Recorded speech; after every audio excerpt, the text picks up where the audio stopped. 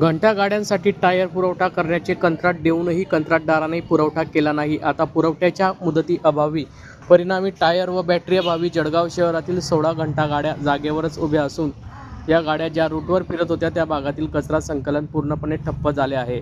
10 वर्षापासून एका कंत्राटदाराकडे टायर पुरवठ्याचे कंत्राट होते, मात्र त्यानंतर MIDCतील एका नवीन कंत्राटदाराला टायर पुरवठ्याचे कंत्राट देण्यात आले होते। कंत्राट मिळाल्यानंतर या कंत्राटदाराने महानगरपालिकेकडून आगाऊ रकमेची मागणी केली होती, परंतु आगाऊ रक्कम न मिळाल्यामुळे पुरवठ्याची 40 ते 45 दिवसाची ठरलेली मुदत संपून गेली असून तरीही अद्यापही मनपाला टायरचा पुरवठा झालेला नाही।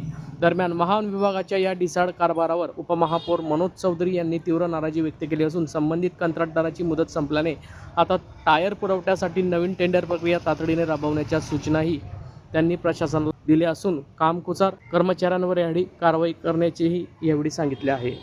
या संदर्भातली माहिती आज दिनांक 20 जून रोजी दुपारी 2 वाजता माध्यमांना प्राप्त झाली आहे।